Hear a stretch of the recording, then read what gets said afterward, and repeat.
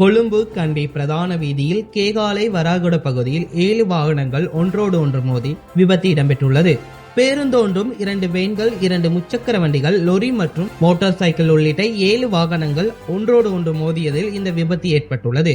இந்த விபத்தில் ஒருவர் உயிரிழந்ததோடு 11 பேர் காயமடைந்துள்ளதாகவும் இந்த விபத்து தொடர்பான மேலதிக விசாரணைகளை காவல்துறையினர் முன்னெடுத்து வருவதாகவும் தகவல்கள் தெரிவிக்கின்றன. තව ලොරියක් තියෙනවා මේ බෝලෙන් ආවේ බස් එක කරේ ආවා එනකොට මොනවද බස් එකේ දාලා වැදුනේ රජීගෙන ඔක්කොම අද්දනවා බස් එක සෑහෙන ස්පීඩ් එකකින් ආවේ කොහම හරි ලෙඩු කීයක් ඉරිට ලෙඩු 6ක් 7ක් ඉරියා එක අම්මා කෙනෙක් මෙතන නැති වුණා ට්‍රීවිල් එක ඇතුළෙම